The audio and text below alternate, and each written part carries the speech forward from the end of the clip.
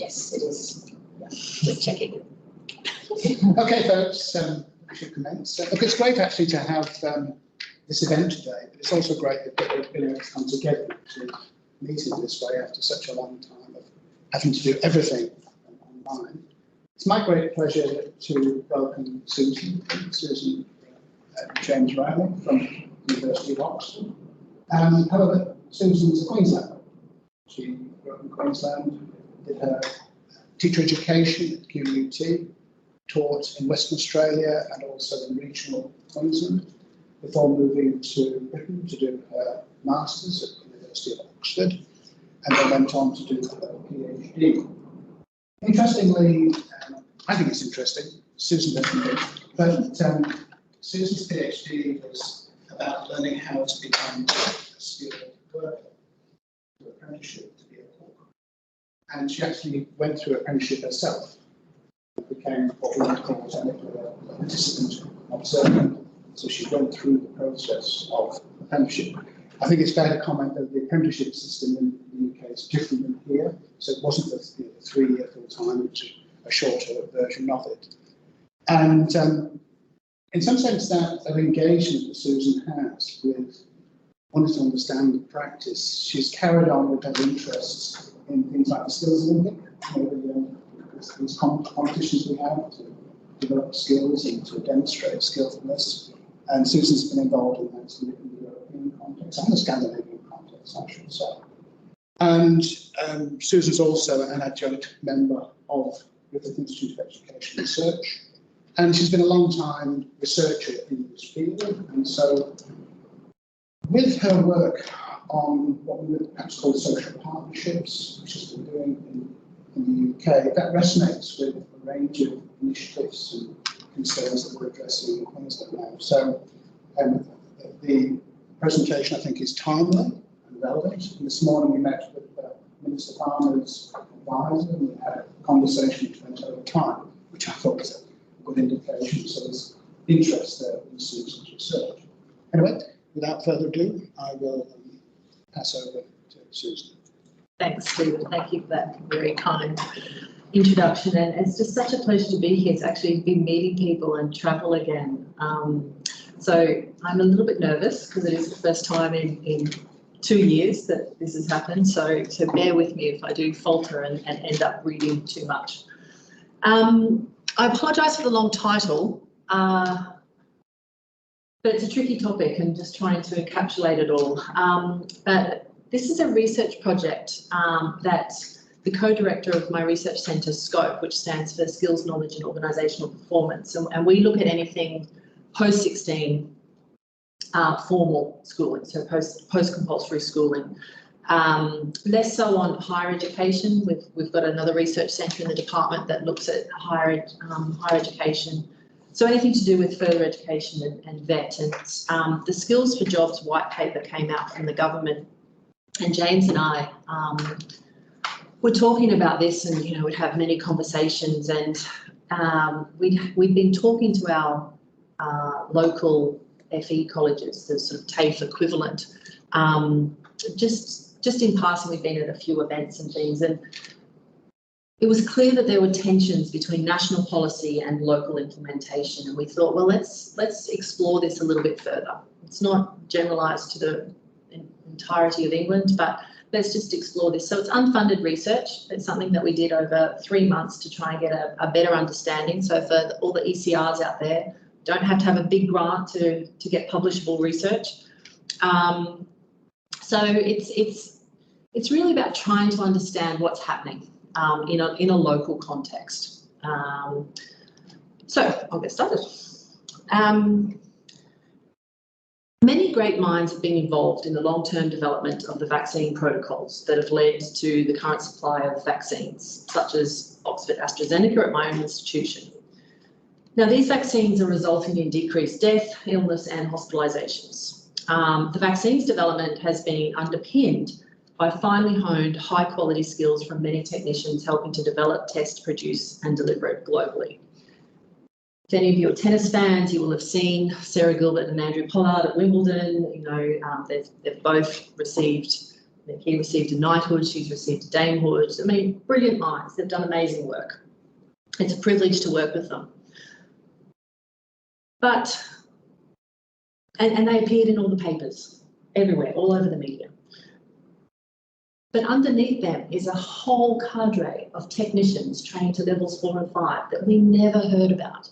And it's these technicians that are really helping to develop, test, produce, and were delivering the vaccines globally. So in a symbiotic way, we had knowledge and skills coming together to provide an answer to a global health crisis and economic crisis. And many of the skills from those level 4 and 5 technicians were, and level 4 and 5 is pre-degree.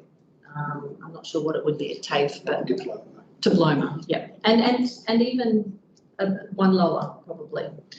And many of their skills were taught and developed through further education. And when I'm talking about further education, the Australian equivalent would be TAFE, the FE colleges, roughly would be the equivalent.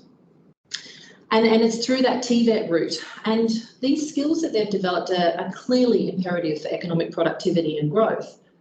And while, you know, higher education institutions are playing an important role in terms of the knowledge economy, generating that intellectual property around the vaccines and various other things, focusing entirely on higher education and the knowledge economy alienates understanding and recognition of the skills underpinning that knowledge developed, the skills economy. And that's what James and I were really interested in, is understanding the impact of the skills economy alongside the knowledge economy. Now, see, I said it's been a little while. So, in UK policy, higher education institutions have been seen as the main vehicle to skilled employment.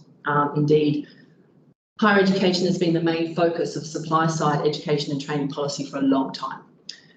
In recent decades, especially since the massification of higher education, a policy focus in the UK has been all around the knowledge economy.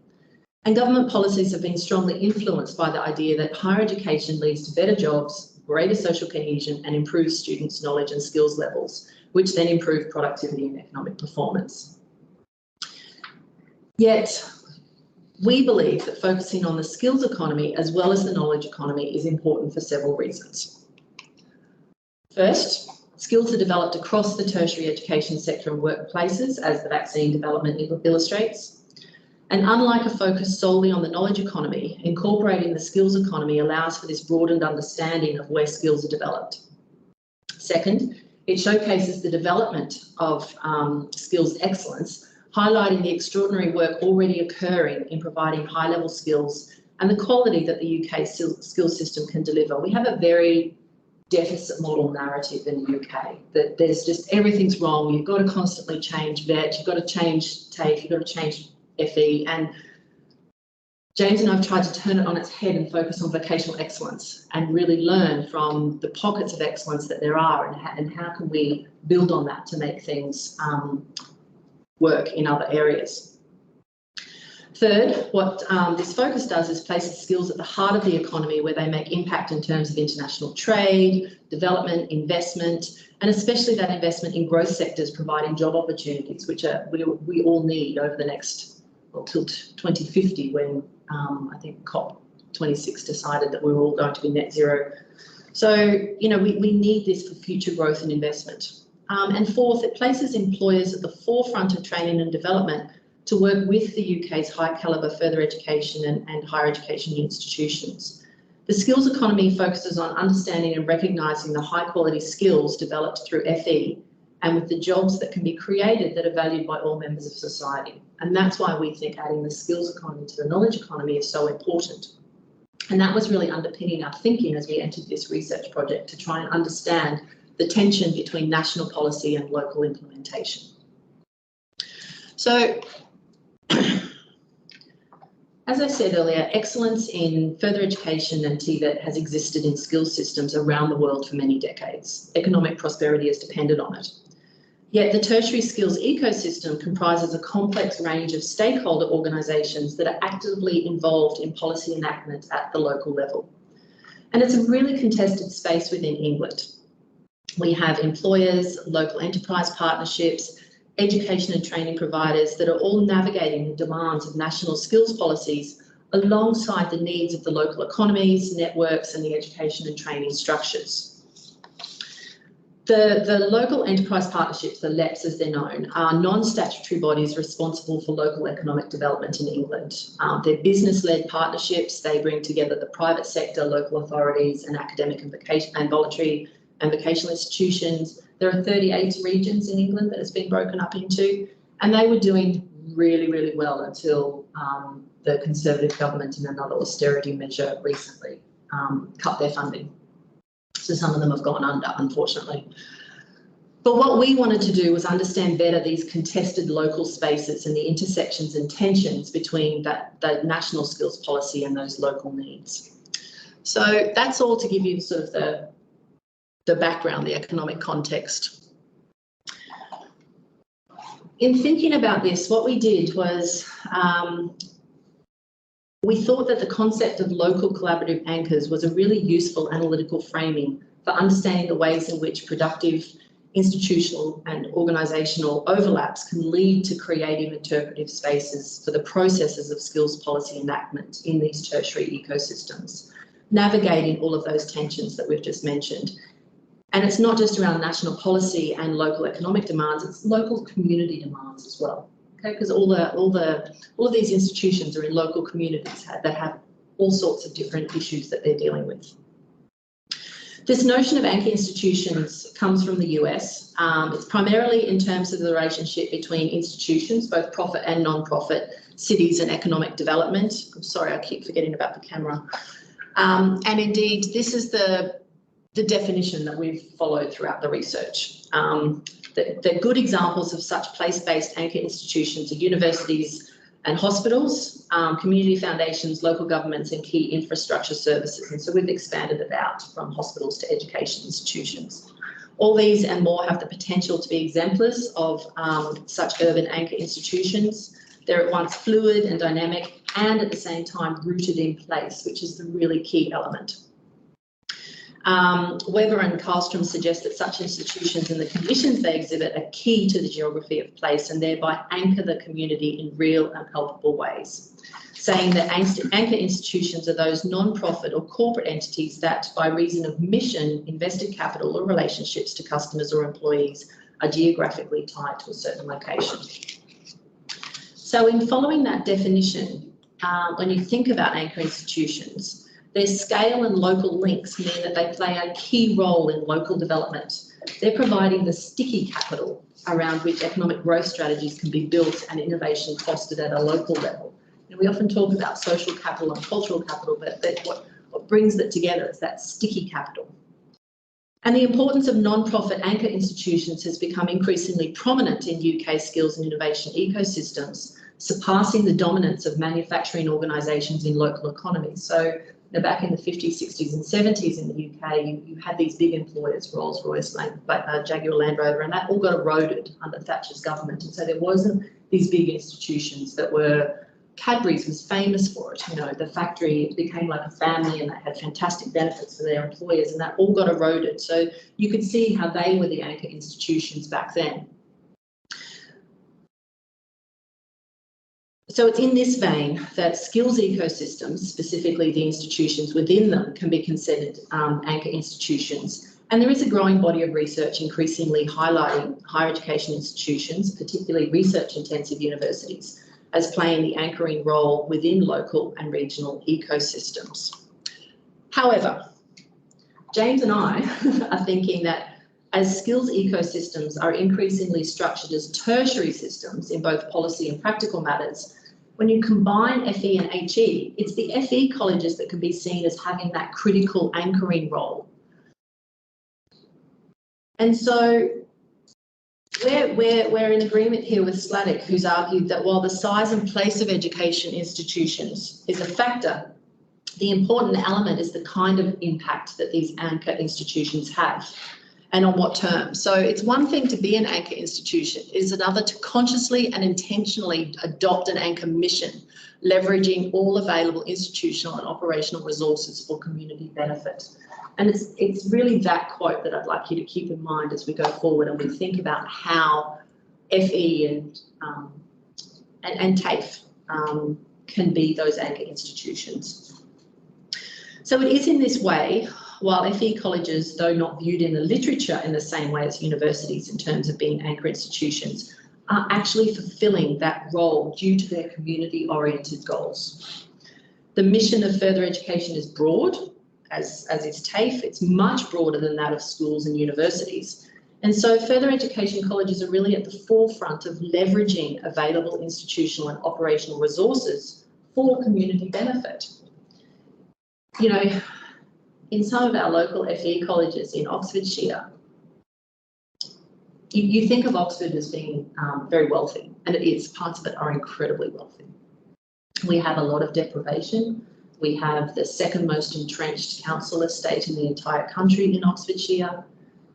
And for a lot of those young people, they don't have that cultural and social capital at home. It's their FE college that they go to that help them when they become students to start a bank account, fill out the required forms to get funding, and it's in this way that they're really community minded and you get those community benefits. And I'll talk a little bit more about that as I go on. But it is really about that broad mission that further education offers. So the role and expectation of further education to address a range of national, social and economic priorities has remained high on the policy agenda, because even though the government's cut funding continuously, they do understand that social and economic role that further education provides.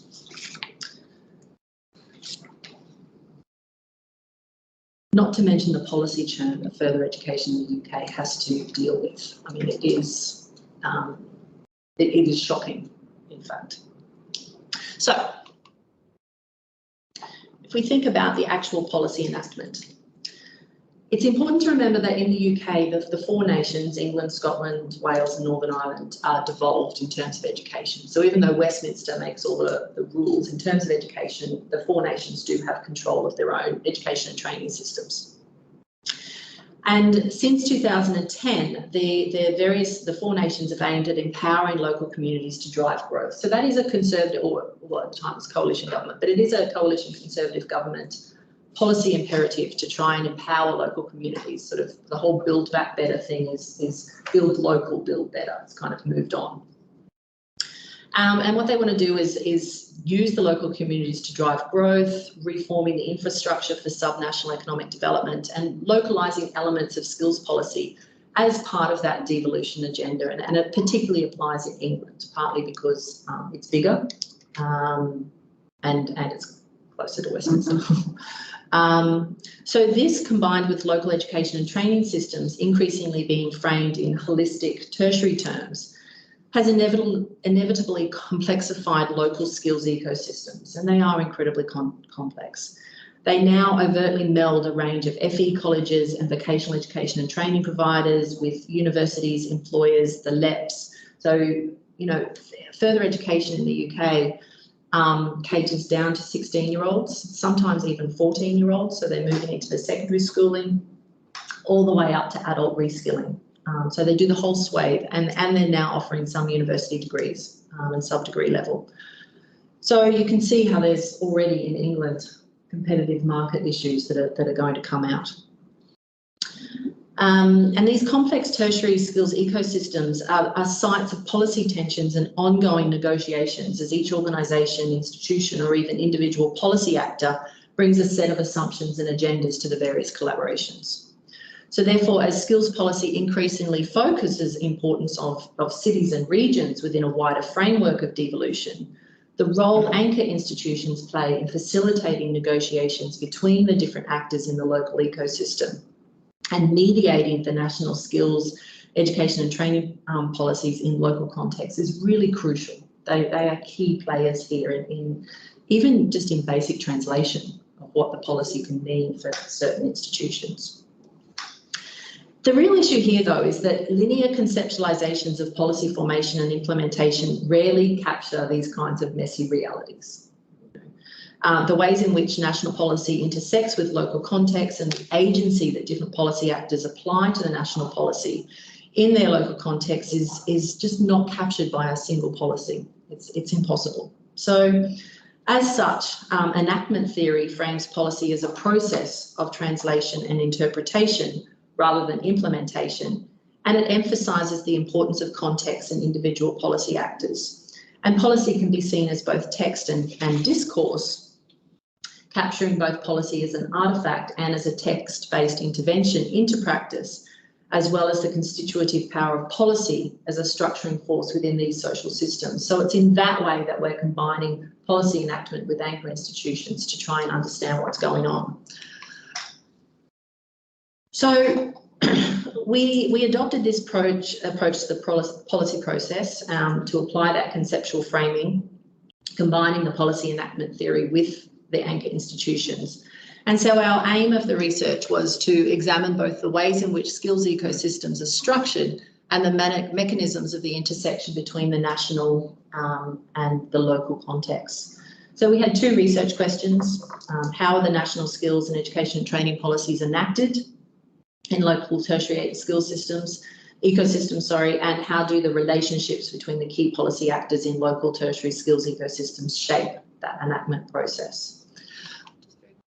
Through the methodology, I'm conscious of time.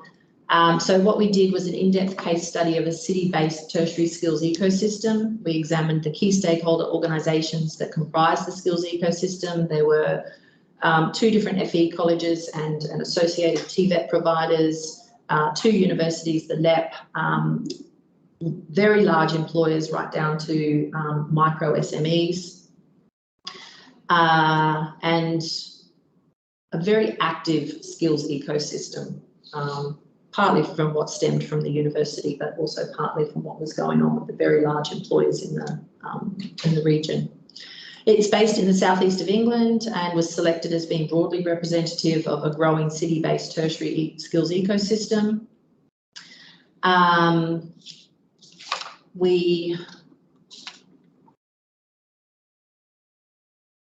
We were able to collect data through desk-based analysis. So we did all the document analysis, and then we conducted semi-structured interviews with key representatives from each of the different organisations. It's important to note that in that region, though, there are about 350 publicly funded training providers. I mean, that includes the universities and the FE colleges, but that 6 of the providers deliver 97% of the education and training. So the rest of them are really micro niche training providers.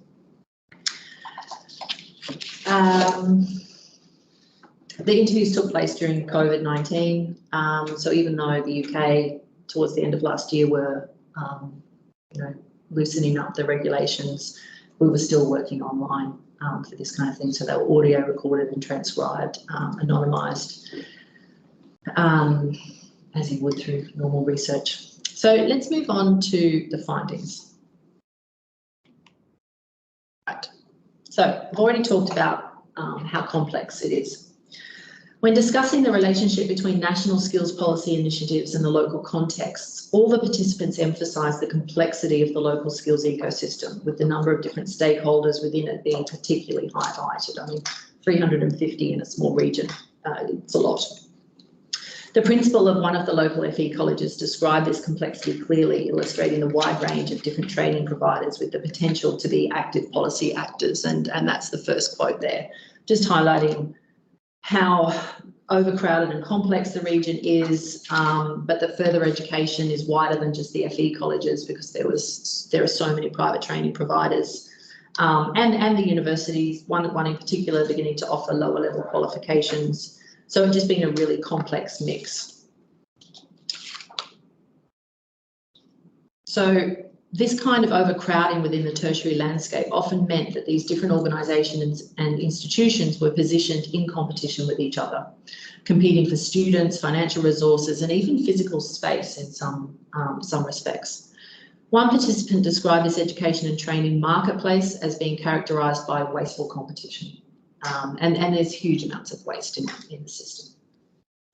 And they argued that the combination of limited central funding, lack of clear information on future skills requirements for the local economy, and only sporadic coordination between numerous education and training providers often led to the intense competition at certain levels and under provision at others. And that's the second quote there. And they really felt that the belief that competition gives you higher quality, cheaper products was just not true in an education context. And one quote was, if you're not careful, you get lots of providers aiming for the low-hanging fruit, focusing on the low-level qualification. But where it is more highly skilled, there is not the same level of competition because it costs more, yet they might be where the actual skills needs were for that region. And it was very hard, and that's when those micro niche training providers came in who weren't necessarily doing a good job. Because it was costing so much, it meant that their profit margins were so low that they were scrimping and saving on the training. So it was causing all sorts of problems. So across the interviews, several of the participants, particularly those involved in FE, argued that national policy changes always had the potential to cause tensions within the local ecosystem due to the lack of resources, but as a whole often meant different organisations actively competing for funds. So as I was saying, you've got schools, FE colleges and universities all vying for a group of the same students, of the 16 to 18-year-olds.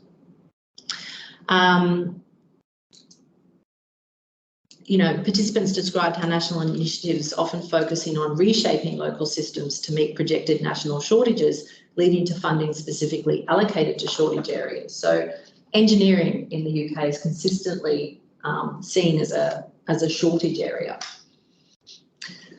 Engineering undergraduate degrees are never undersubscribed, they're always oversubscribed. But the graduates don't want to go in and be engineers because the job design is so bad.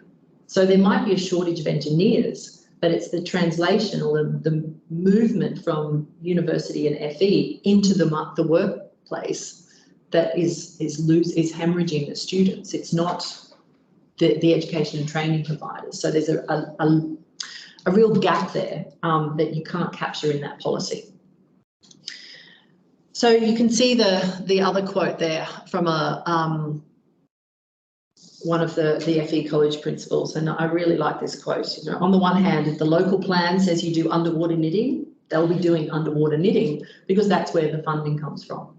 Okay, but you get this perverse behaviour where they'll pay highly for science and very low for business studies. So one of the universities in the region would do business studies with chemistry so that they could increase their funding, and they were sort of doing what the government wanted, but actually they weren't. And all of the other education and training providers in that region could see through it, but there wasn't a lot that they could do because that was the funding mechanism.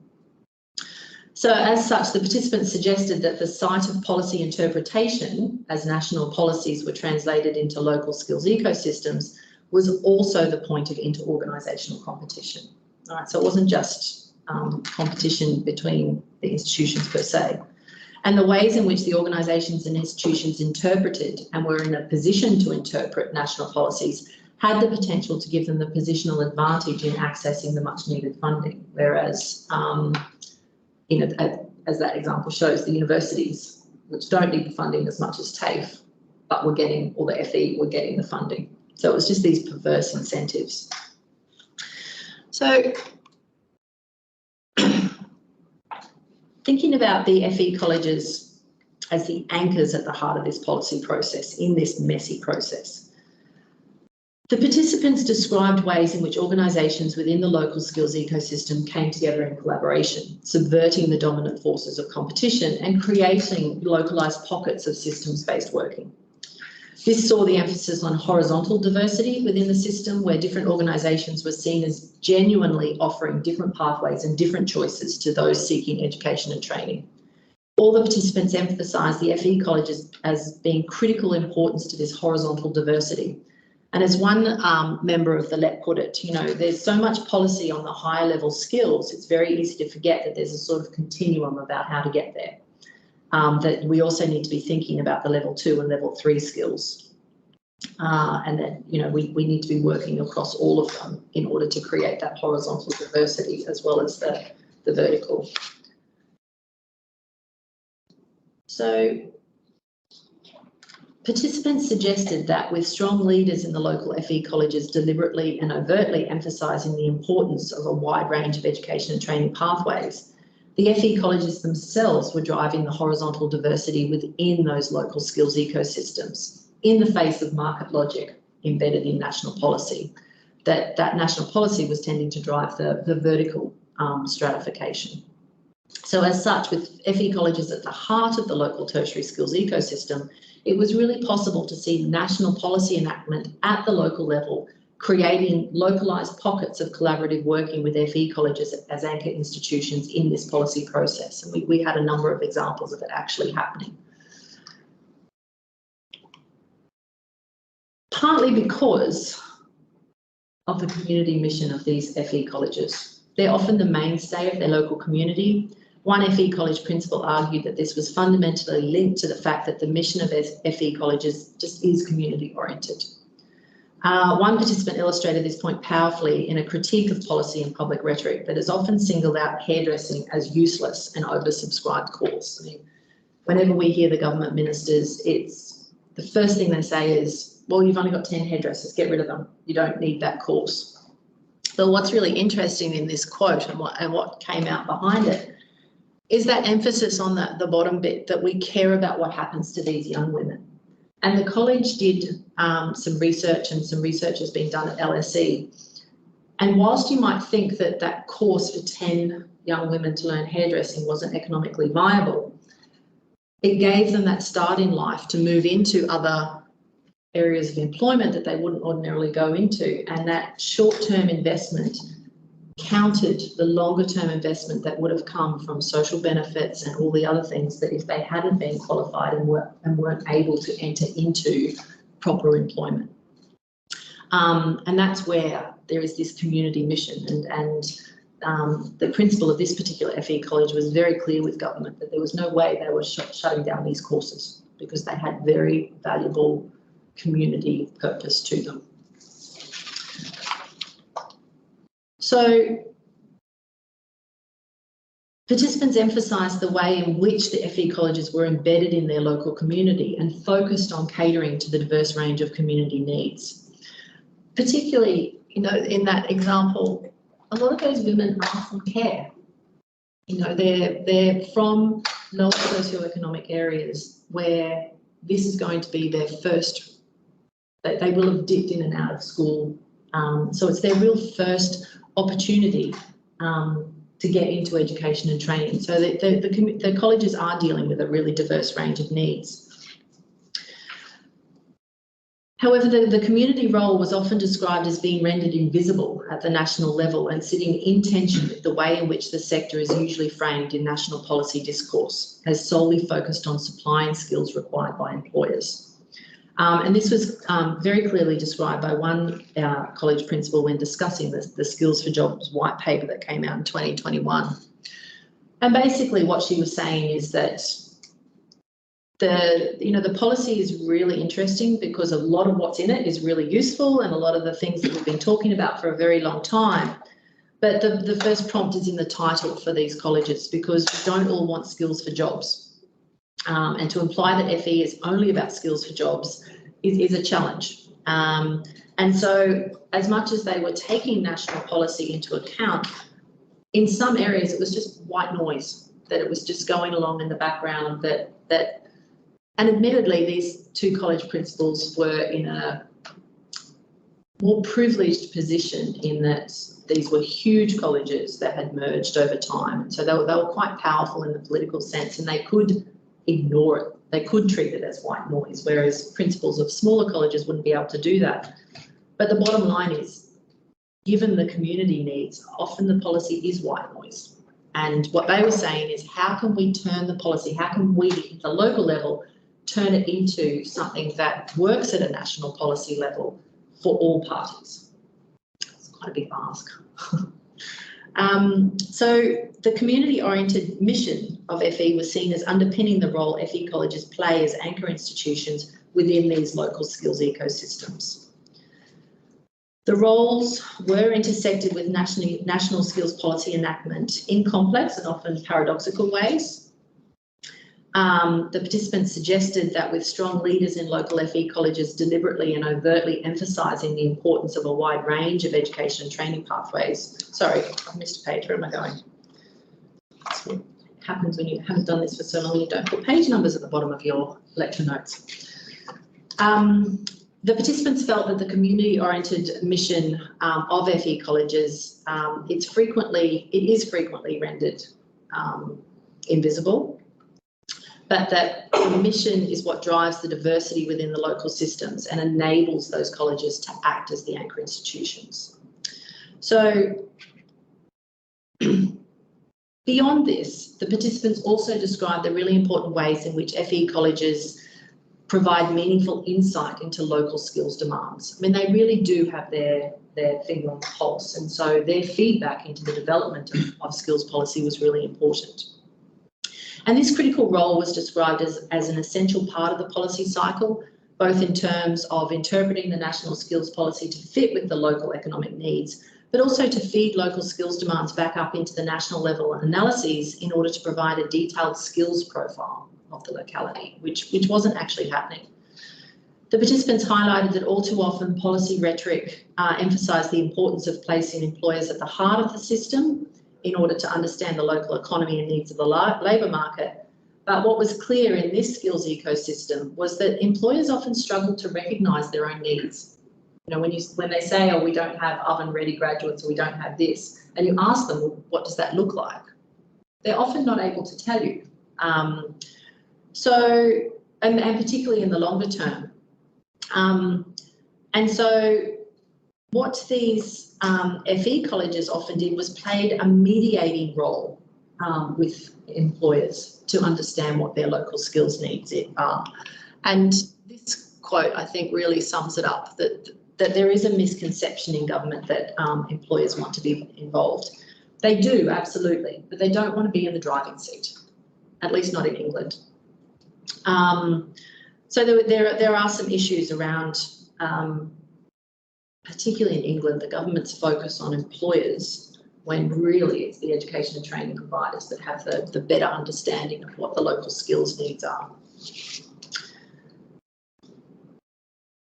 And interestingly, the employer in our study emphasised this positioning. He said, well, we don't feel like we're remotely in the driving seat. We don't feel we lead. We are told how this works. It's a process, but we definitely don't lead the process. But what they would like is more discussion and engagement before policies are announced. So in the UK, there is this terrible habit of our civil servants being told that the announcement is next week, but the policy is not in place. And then employers are expected to help deliver the policy because the announcement's been made, and they're often on the back foot. And so then it's the education and training providers who pick it up. And this has been going on for decades. So our employer in this particular study that I've just quoted, his voice echoes findings where employers really want to work with the FE providers to ensure local skills needs are met, but that they don't feel that policy allows them to because they've automatically got to enact it the next week. So then thinking about the enactment through local collaborative anchors of all of those employers, LEPs, etc.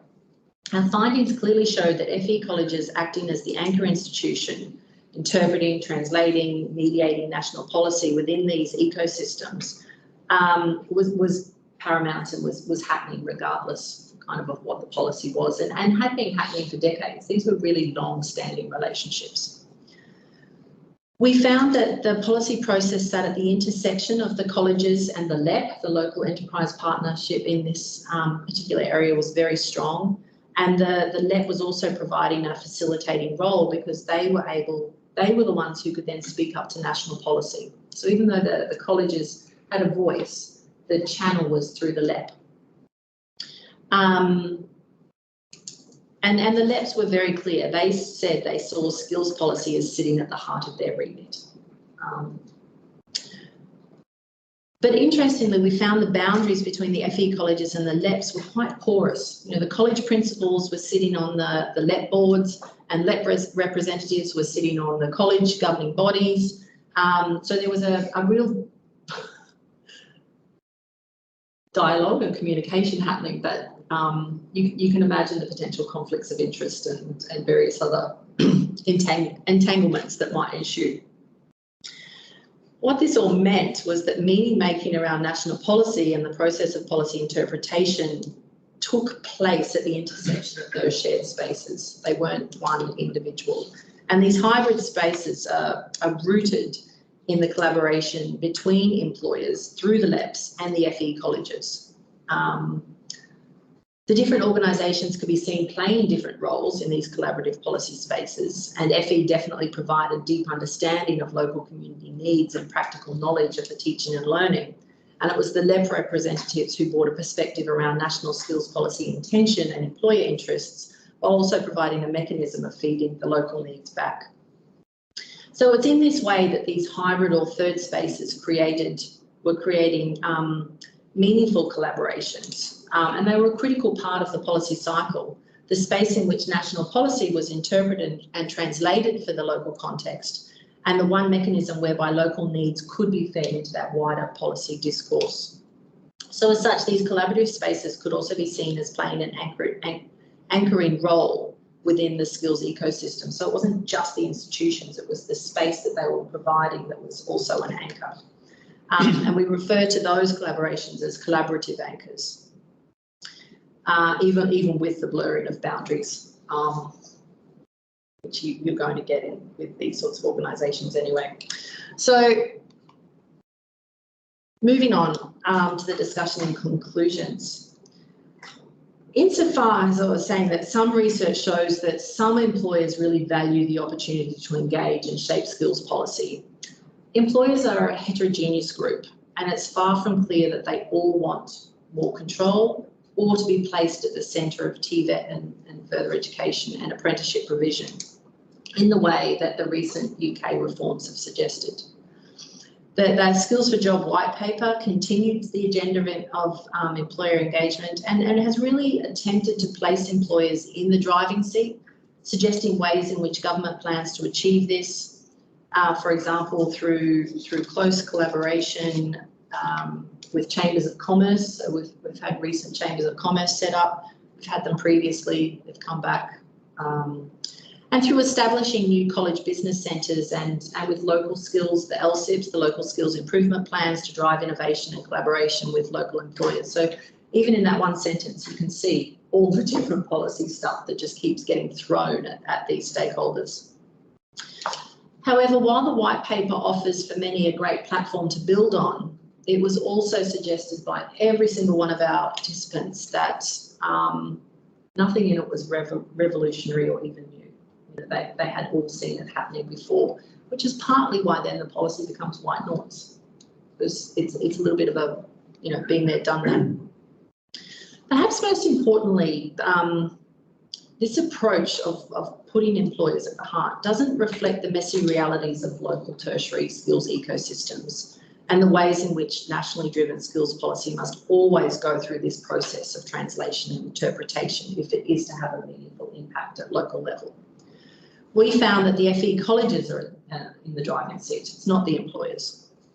And by acting as anchor institutions within their local skills ecosystems, through their provision across all levels of the regulated qualifications framework. Our qualifications framework is now called the RQF, which I think is the 5th change in about 12 years.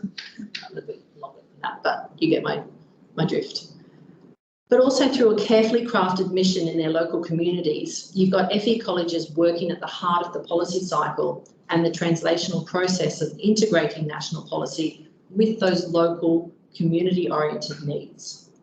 In this city region case study, it was complemented by the collaborative anchors, these collaborative spaces with the blurred boundaries between colleges and LEPs.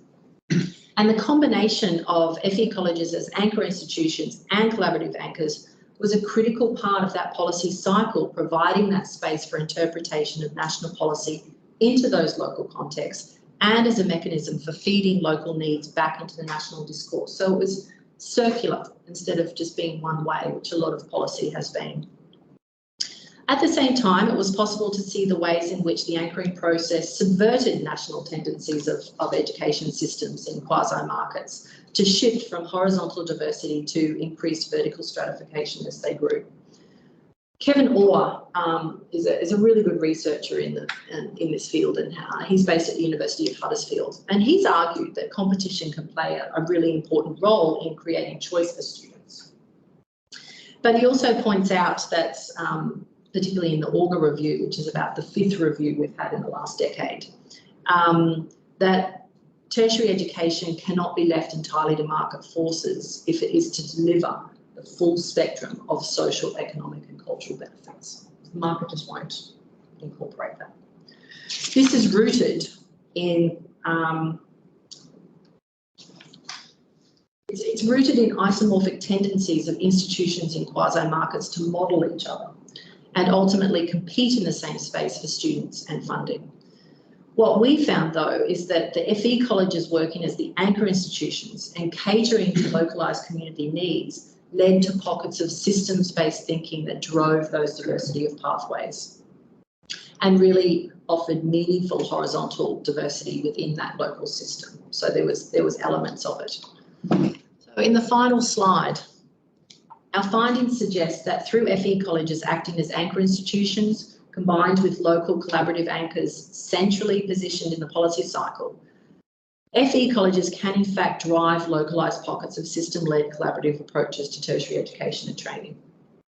Through the anchoring process, colleges and collaborations can subvert the market logic inherent in national education and training policy, translating it into a local context that takes account of local needs and brings all parts of the tertiary sector, FE, HE, the economy, the community, together in a systems-led partnership rather than in competition. As such, successful anchor collaborations and colleges acting as anchor institutions can diminish tertiary systems' tendencies towards vertical stratification, and they are really creating these localised pockets that are just providing the best outcomes for the young people who are at the heart of this and very often are the ones who are least mentioned. That's it. Thanks, Susan. Thank you.